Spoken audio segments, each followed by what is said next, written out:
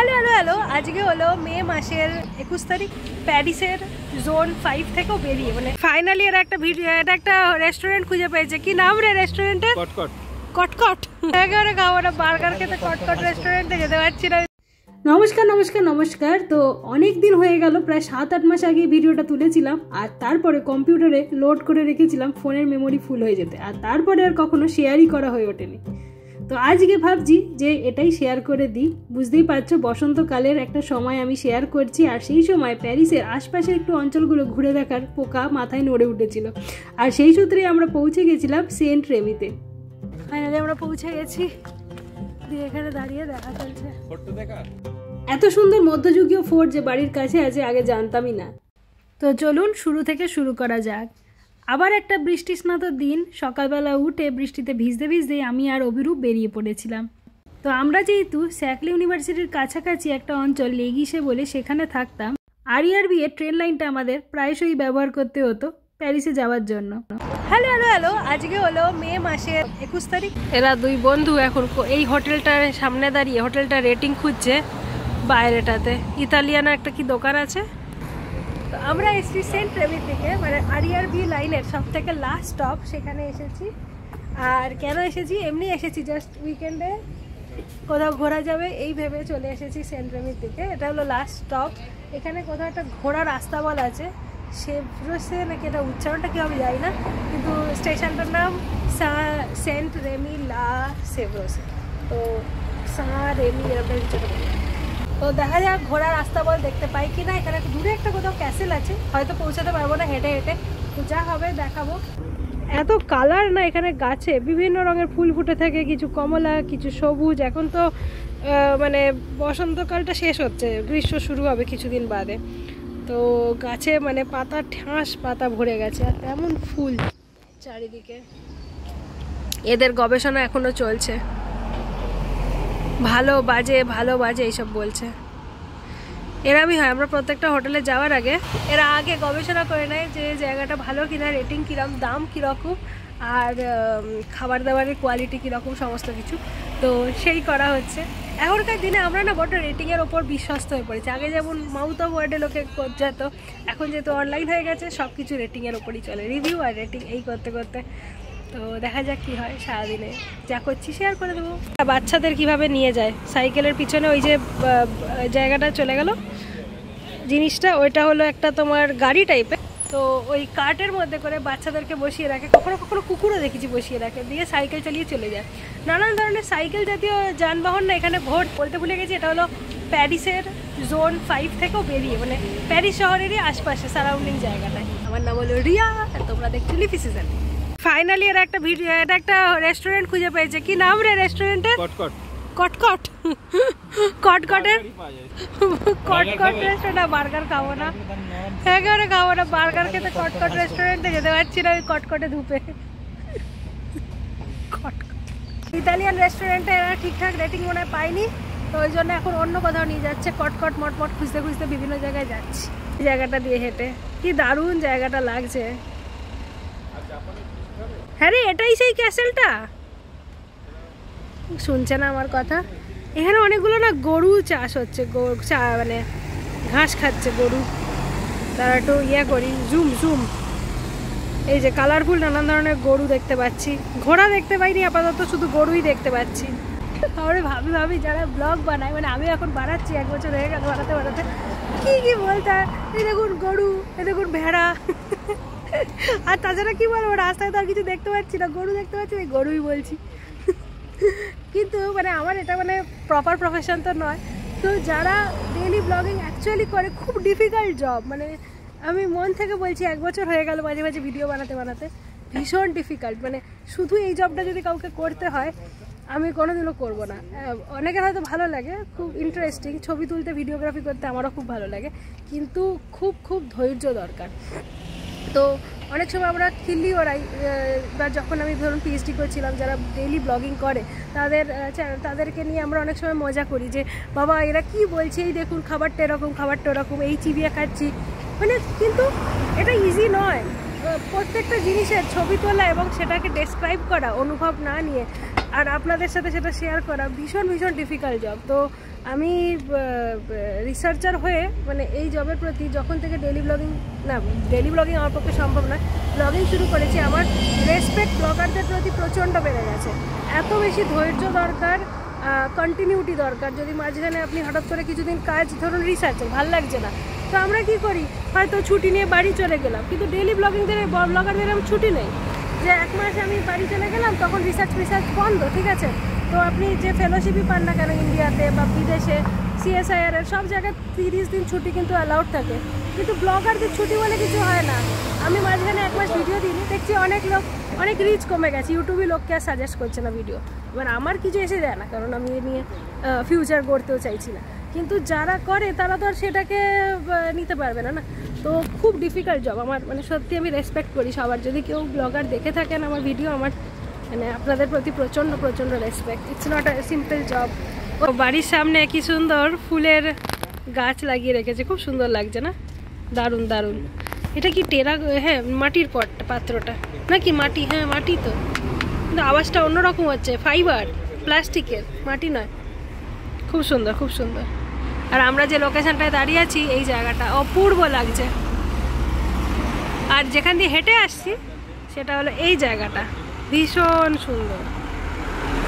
France এত সুন্দর মানে ঘোরার কান্ট্রি না, এখানে আসতে পেরে সত্যি ভালো লাগে, কারণ চারপাশে প্রত্যেকটা জায়গায় ভীষণ সুন্দর। তো হ্যাঁ আমি লাকি। মাঝে মাঝে মনে হয় যে এখানে পেপার ওয়ার্কের প্রচুর ঝামেলা, ভাষার প্রচুর সমস্যা, কিন্তু প্রাকৃতিক সৌন্দর্য ঢেলে আছে দেশে। কি দারুণ লাগছে চার্চটাকে। আর উপরে মুরগি লাগানো থাকে সবসময়, যে মুরগি হলে এদের এখানকার ন্যাশনাল বার্ড। মুরগি নয় অ্যাকচুয়ালি, ছেলে মোরগ, মানে মোরগ আর কি, রুস্টার। এরা যে দোকানটা এসছে সেই দোকানটার নাম এই যে আসলি ট্রেটার। আমরা হাসাহাসি করছি, কিন্তু লোকেশনটা দারুণ। মানে কি কে জানে, যা লেখা আছে তার। ছুটে যাই।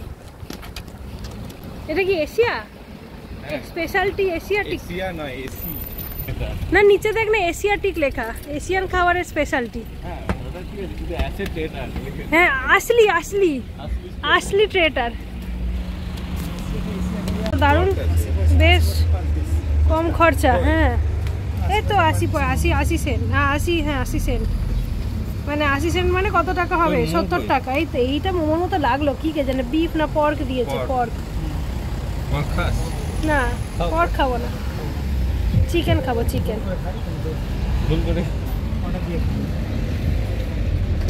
দারুণ দারুণ, নানান ধরনের আছে। সমোসা পাওয়া যাচ্ছে, সমোসা 80 টাকা সমোসা, মানে যথেষ্ট সস্তা, খুবই সস্তা। এইটা তো খুব ভালো রে, এটা পুলে দেখতে ভালো লাগছে। ব্রোশেট দিয়ে পুলে, এটাই আমি নেব। 2.6 ইউরো। এতে খেয়েছিলি জাপানিজ বিশাল ইয়ে, খেতে পারবি না, চিজ ওটা মধ্যিখানটা। না এটা অন্য, চিজের ওইটা নয়, এটা কখনোই নিইনি। কোনটা? ওই পিছনেরটা, ডান দিকেরটা। মানে ভিতরে ওই ক্রিভেট মানে তো চিংড়ি মাছ। রাভিওলি মানে কি? রাভিওলি মানে ওই মোমোই, ছোট মোমো। তাহলে নেব, অনেক রকম আছে এখানে। দারুণ দারুণ, খুব ভালো, দেখে ভালো লাগছে। অনেক কিছু আছে ভিতরেও, কত কিছু আছে রে বাবা, লোভে জিভ চকচক করছে।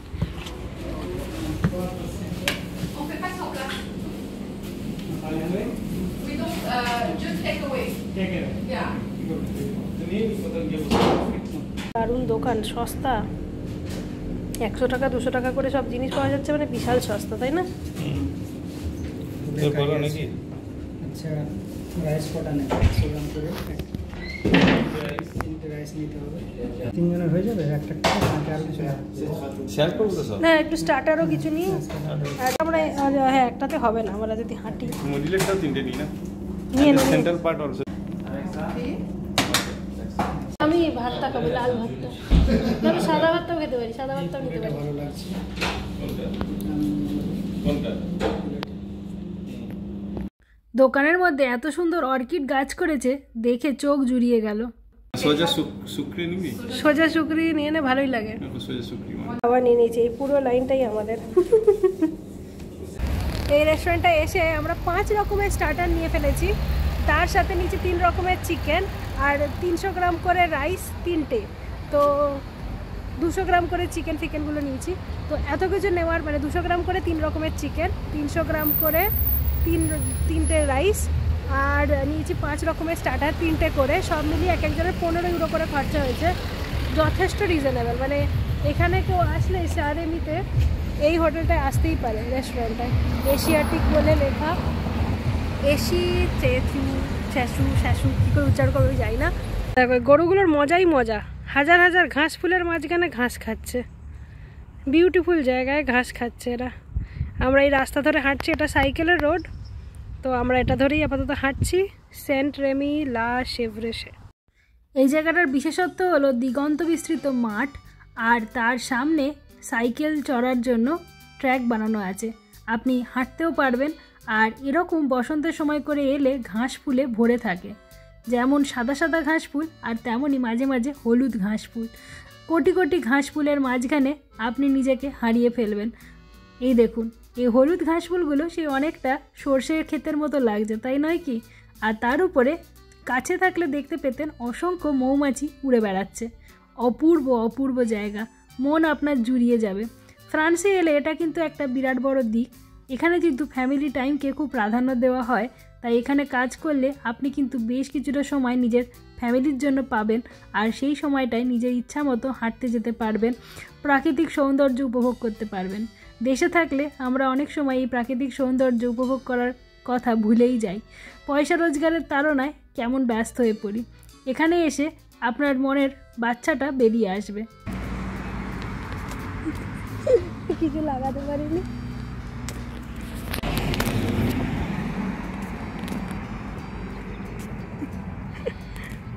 ব্যাকগ্রাউন্ডটাও দারুণ।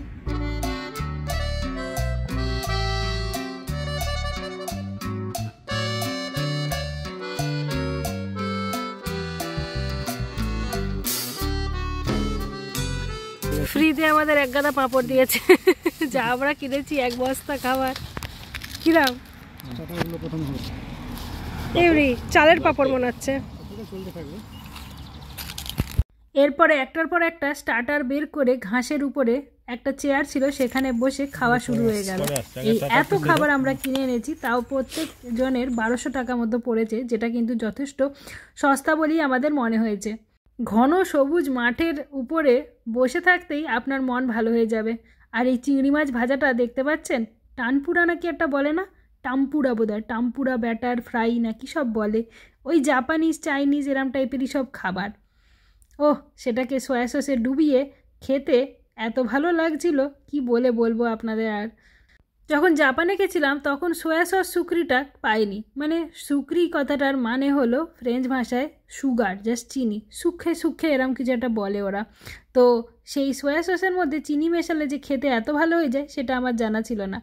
কিয়োটোতে গিয়েও সেটা খুঁজছিলাম, কিন্তু সেটা পেলাম না, শুধু ওই নোনতা সয়া সসই পেলাম। হয়তো কিয়োটো নয়, অন্য কোনো জাপানের দেশে, জাপানের অন্য কোনো জায়গাতে পাওয়া যায় হয়তো, কি জানি। কত ধরনের মোমো পাওয়া যাচ্ছিল, এগুলোকে সব ডাম্পলিং বলছিল, কিন্তু না ডাম্পলিংও নয়, কী যে বলছিল ভগবান জানে। আমরা তো মোমোই করছি, দিয়ে বলছি এইটা দাও ওইটা দাও, সবগুলোর মধ্যেই মনে হয় চিংড়ি মাছ নয়তো চিকেন, এই দুটোর একটাই কিছু না কিছু ঢোকানো আছে। এটা ট্রান্সপারেন্ট কিরম দেখতে পাচ্ছেন, এটার ময়দা না কী দিয়ে তৈরি করে, আপনারা যদি জানেন কমেন্টে করবে, জানাবেন তো যে কী ধরনের ফ্লাওয়ার ব্যবহার করে যার জন্য এত ট্রান্সপারেন্ট হয়েছে। আর যখন সসে ডুবিয়ে খাচ্ছি, বিশ্বাস করুন লোভ দেখাতে চাইছি না, আমি কিন্তু নিজেই লোভে পড়ে যাচ্ছি। এখন যখন 7 মাস বাদে ভিডিও বানাতে বসেছি, তো আপনাদের লোভ তো দেখিয়েই ফেলছি, কিন্তু মানে নাচেও দেখিয়ে ফেলছি, তার জন্য মাফ করে দেবেন। আর আমার নিজেরও এখন বিরাট খিদে পেয়েছে, আর এগুলো দেখে 7 মাস বাদে লোভ লাগছে। কত ধরনের মোমো টাইপের জিনিস পাওয়া যাচ্ছিল, আর আমরা সবকটাই 3টে করে নিয়ে নিয়েছি, প্রত্যেকে একটা একটা করে স্বাদ নিয়ে দেখছি, আর আপনাদের সাথেও শেয়ার করছি। কিছুটা ফুড রিভিউ হয়ে গেল আর কি। যদি কেউ এই অঞ্চলে ঘুরতে আসেন তাহলে এই রেস্টুরেন্টটায় ঢুকতে ভুলবেন না, সেটাই বলার জন্য আর কি। আর সাথে এই ধরনের চিকেনের 3টে আইটেমও আমরা কিন্তু নিয়েছি, আর সাদা ফ্রাইড রাইস নিয়েছি। বসন্তকাল হলেও ঠান্ডাটা তো বেশ ভালোই ছিল, দেখতেই পাচ্ছেন সবাই জ্যাকেট পরে আছি, তার মধ্যে গরম ধোঁয়া ওটাই খাবার খেতে সবুজ মাঠের ওপরে বসে কী যে লাগছিল, অনুভূতিটা বলে বোঝাতে পারবো না। কখনো গতিময় জীবন থেকে একটু বিরতি নিয়ে এরকম সবুজ মাঠে, নির্জন জায়গায় যেখানে অন্য কোনো লোক নেই, নিজেদের মতো বসে দুটো গল্প গাছা করতে বেশ ভালোই লাগে। জীবনে তো অনেক অনিশ্চয়তা আছে, কিন্তু তার মধ্যে আজকের দিনটা তো সত্য, সেই দিনটাই নয় প্রাণ খুলে বেঁচে নিই, কী বলেন? কিন্তু আমরা আমাদের ইঁদুর দৌড়ের প্রতিযোগিতায় যেভাবে নেমে পড়েছি যে এই জিনিসগুলো যে ইম্পর্ট্যান্ট সেগুলো ভুলেই যাই। সামনে একটা মোটাসোটা গরু দাঁড়িয়ে আছে, আর মাছি মনে হয় ওদের কামড়াচ্ছে না কি কে জানে, মশা মাছি কিছু একটা আছে, সমানে লেজ নাড়িয়ে তাড়াচ্ছে। কি রেড কোট মানে সব জায়গায় এখানে রেড হয় না সবুজ হয়? হ্যাঁ এটা বলে না নীল করে দেবো তো সব না, এবার কোট এই একটা ম্যাটেরিয়াল ইউজ করে যেটাতে রেড কোট নাকি ফেমাস বলছে এরা, হ্যাঁ লাল রঙের কোট।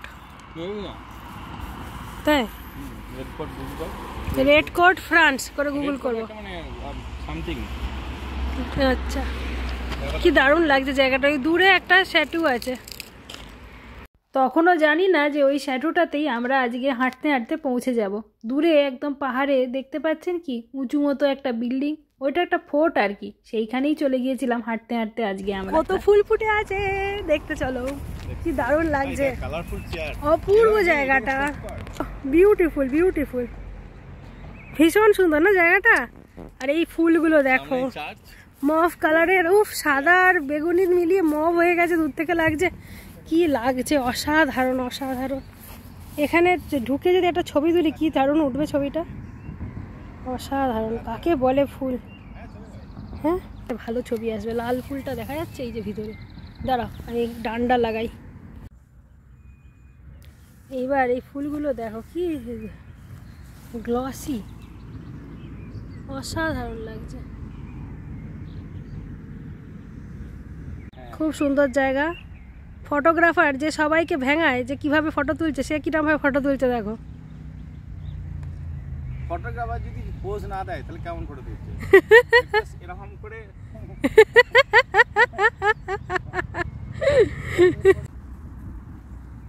মাঝখানে ডিটেলিংটা কি না, হ্যাঁ সূর্যমুখী ফুলের মাঝখানটা।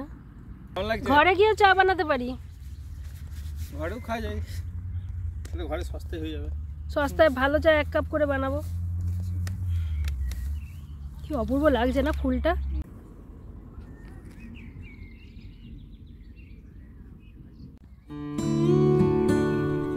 ইন্টারনেটে খুঁজে দেখলাম এই শেভরুস কথাটা এসেছে ছাগল থেকে। ছাগলকে এরা ফরাসি ভাষায় শেভরে বা শেভে এরম টাইপের কিছু একটা উচ্চারণ করে, সেইটা থেকেই আগে যেহেতু এখানে ছাগল চড়ানো হতো তাই এই নামটা চলে এসেছে। হাঁটতে হাঁটতে পাশে চোখে পড়লো একটা চিলড্রেন্স পার্ক। বন্ধু যুগল এগিয়ে যাচ্ছে, একজন দুটো ছাতা নিয়ে নিয়েছে দিয়ে চললো। ছানাগুলো কি ছোট্ট ছোট্ট না, একটাই নেমেছে না দুটো নেমেছে? হ্যাঁ হাঁস উড়ে চলে গেল প্যাক প্যাক করে, কি অবস্থা। ওই গাছে গিয়ে ফ্লাইং ডাক বসে গেল। তুলতে পারছি না, তোলার আগেই চলে যাচ্ছে এদিকে, দূর দূর। ওরাটা তুলতে পারলাম না, সামনেরটা মনে হয় মেয়ে, আর প্যাক প্যাক প্যাক করে করে ঝোটন আছে।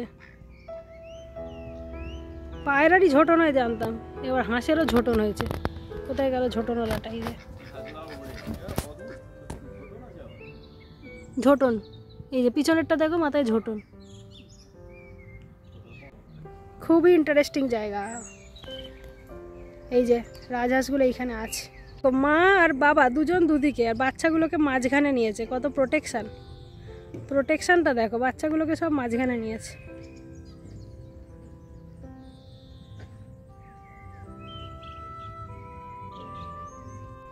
এ দেখো পানকৌড়ি, সব মিলিয়ে দারুণ লাগছে দারুণ লাগছে।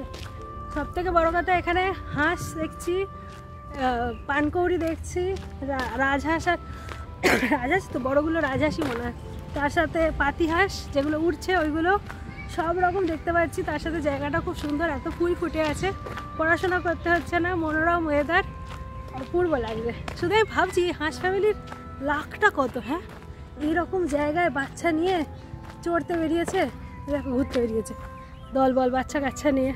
এই যে চলেছে, লোকেশনটা দেখো কোথায় চড়ছে। হাঁসেরও ভাগ্য আছে, হ্যাঁ, আর একটা সামনে একটা পিছনে, বাচ্চাগুলোকে দেখে দেখে রাখছে যাতে হারিয়ে না যায়। ছানা দেখো, এটা ডাক পাখির ছানা না পানকৌড়ির ছানা? ওইটা মাটা, এটা মনে হচ্ছে ডাক পাখির মতো দেখতে লাগছে। পানকৌড়ি নয় রে, ওইটাও ডাক পাখি হবে যেটা আগে দেখালাম। হাঁটতে হাঁটতে এবার আমরা টয়লেট খুঁজতে বেরিয়েছি। পাবলিক টয়লেট এরম হবে আলু জলে, আলু নয় এরম, এই যে ফ্রি আছে, এখন ওয়াশিং হচ্ছে তাই হলুদ আলো ফ্ল্যাশ করছে, এই যে এরকম, আর অকুপাইড ক্লোজড। পাবলিক টয়লেট নিজেই ওয়াশ হয়ে যায় অটোমেটিক। আর তার পাশে তাকাতেই দেখি বয়স্ক মানুষেরা লোহার বল নিয়ে কি একটা খেলা জানি খেলছেন, আর কি জোরে জোরে লোহার বলটাকে ছুঁড়ছেন, আর যখন বলটা অন্য একটা ছোট্ট বলে ধাক্কা মারছে তখন সবাই উল্লাস করছে।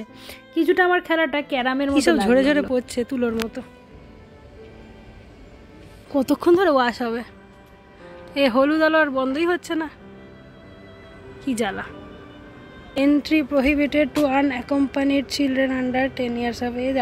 টয়লেটে ঢুকে দেখলাম বেশ সব কিছু পরিষ্কার পরিচ্ছন্নই ছিল, কাজে কোনো অসুবিধা হলো না। জল টল খেয়ে মুখটা একটু জল মেখে বেরিয়ে পড়লাম। এর মধ্যে এই জায়গাটা মিনি ভেনিস লাগছে আমাদের। এই দেখো এখান দিয়ে এরা বলা বলি করছে যে এখানেই মানে সামনেই জল, তো ইচ্ছা হলেই জল তুলে নিতে পারবে। দারুণ। আমাদের বাড়ির ওখানে হলে এখানে লক্ষ কোটি মশার বাচ্চা বেরিয়ে যেত। সেটা ঠিক, এখানে দেখো কোনো কিছু নেই, মশা মানে ডিম ফিমগুলো দেখতে পাচ্ছি না। আমাদের ওখানে এরকম জল যদি স্ট্যাগনেন্ট হয়ে থাকতো যা তা অবস্থা হয়ে যেত। বহু পুরনো আর কি জায়গাগুলো। এই ব্রিজটা কমসে কম 300-400 বছরের তো পুরনো হবে দেখে মনে হচ্ছে। কত জল, হ্যাঁ, জল দিয়ে ঘেরা এই জায়গাটা।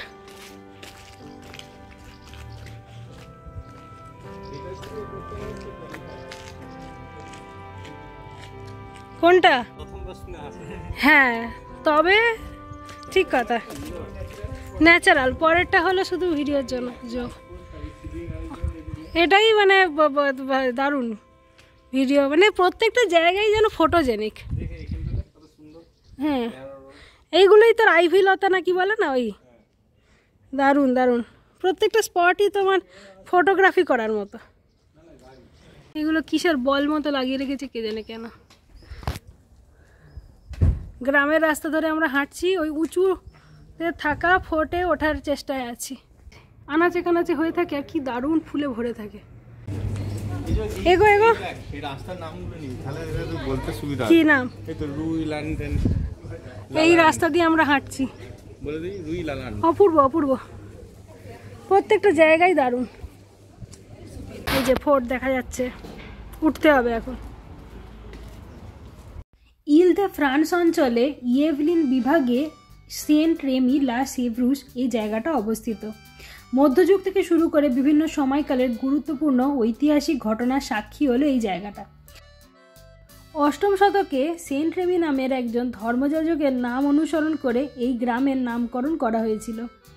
আর লা সেভরুস নামটা এসেছে সেভরুস উপত্যকা থেকে, যেটা প্রাকৃতিক সৌন্দর্যের জন্য বিখ্যাত। অ্যাকচুয়ালি আগে এখানে না পশুপালন, কৃষিকাজ এইসবই করা হতো, আর সেই থেকেই নাম চলে এসেছে। কিন্তু 1800-1900 শতাব্দীতে যখন রেলপথের উন্নতি হতে শুরু করে তখন প্যারিস থেকে এখানে পর্যটকদের আগমন বেড়ে যায়, আর এখন এটা দারুণ জায়গা ঘোরার জন্য। আমরা পৌঁছে গেছি, দিয়ে এখানে দাঁড়িয়ে দেখা চলছে। ফোর্টটা দেখা, গেটে এন্ট্রি গেটটা ফোর্টের। এই যে ওর পিছনে ফোর্ট আছে, এই যে এন্ট্রি গেট। কোথা থেকে নিচ থেকে আমরা উঠে চলে এলাম, পতাকা টানানো আছে এদিকে। চল ফোর্টে ঢুকি। ঠিক আছে, দারুণ।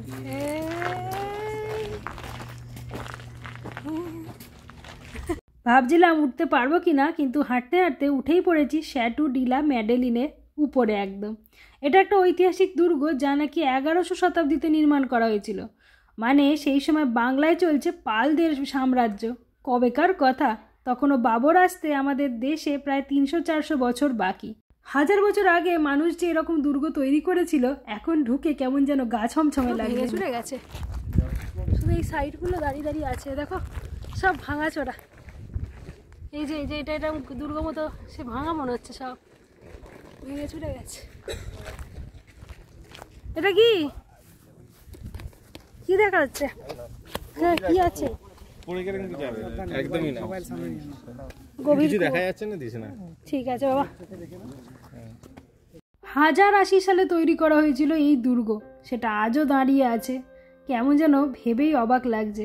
প্রতিরক্ষার জন্যই তৈরি করা হয়েছিল, সেব্রুস উপত্যকাকে প্রতিরক্ষা করবে নাকি এই দুর্গ। পরে মধ্যযুগে আবার এটা অনেক অন্যান্য অভিজাতদের নিয়ন্ত্রণে চলে আসে। কখনো এই লর্ড কখনো ওই লর্ড এরম করতে করতে 1800-1900 শতাব্দীতে দুর্গটি তার সামরিক গুরুত্ব হারিয়ে ফেলতে শুরু করে এবং এখন শুধুমাত্রই ঐতিহাসিক নিদর্শন হিসাবে ব্যবহার করা হয় এটাকে। 1970 সালে এটি ঐতিহাসিক স্মৃতিস্তম্ভ হিসাবে স্বীকৃত হয় এবং বর্তমানে সাংস্কৃতিক কেন্দ্র হিসাবে ব্যবহার হচ্ছে। আপনি যদি ইতিহাস ভালোবাসেন, এরকম ইউরোপের প্রত্যেক স্থানেই খুঁজে পাবেন ঐতিহাসিক নিদর্শন।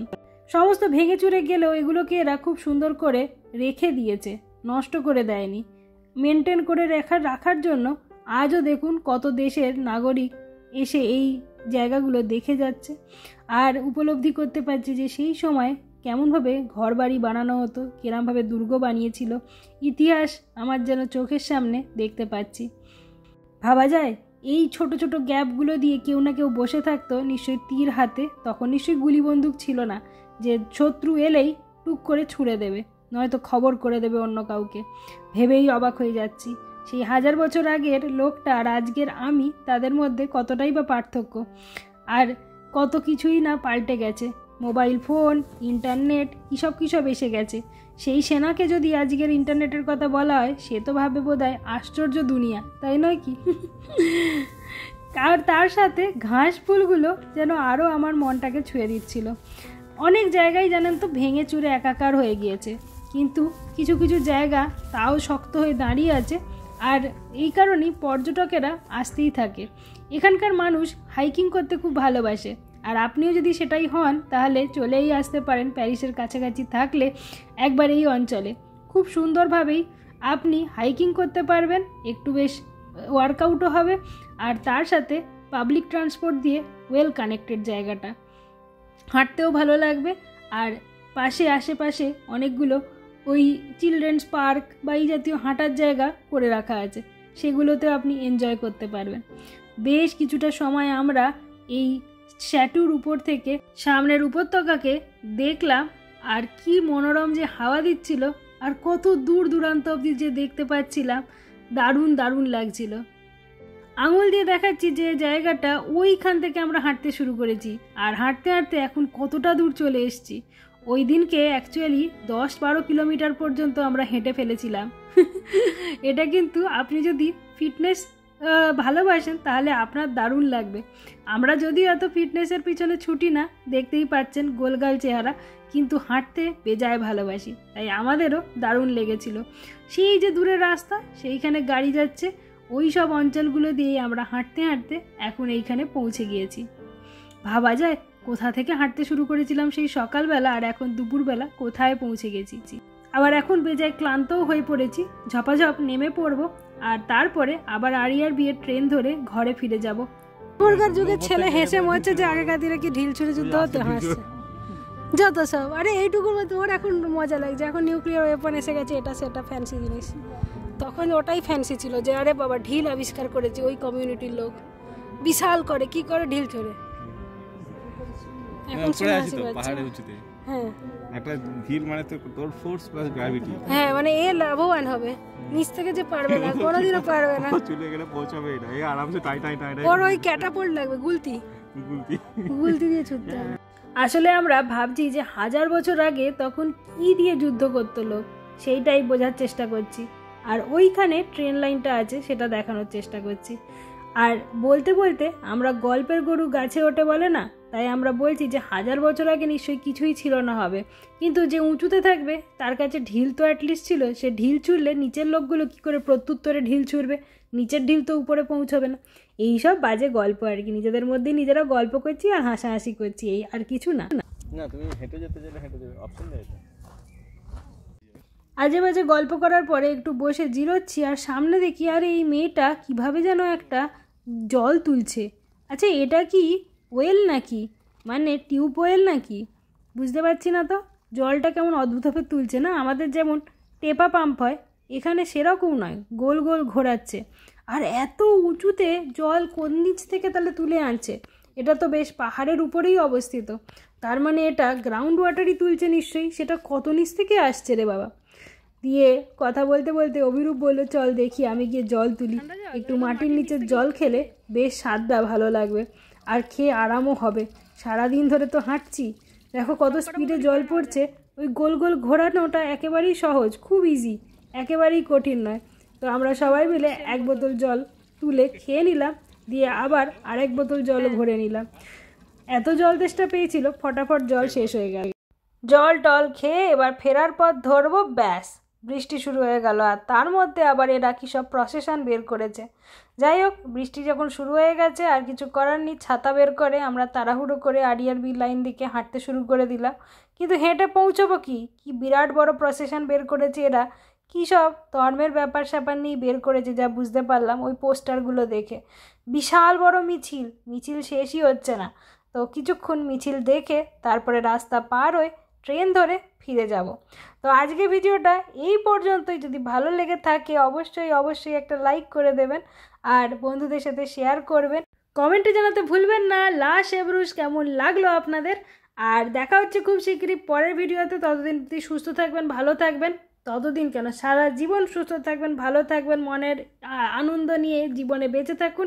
প্রতিটা দিনকে এনজয় করা যাক, সেটাই যেন হয়। আর বেশি প্রতিযোগিতায় নামার দরকার নেই, আমার মনে হয় এটাই ভালো। খাটা দরকার অবশ্যই, কিন্তু প্রতিযোগিতামূলক না খেটে জাস্ট প্রতিদিনের কাজটা মন দিয়ে প্রতিদিন শেষ করি, তাহলেই মনে হয় জীবন ভালো কাটবে। দেখা হচ্ছে খুব শীঘ্রই পরের ভিডিওতে। টাটা।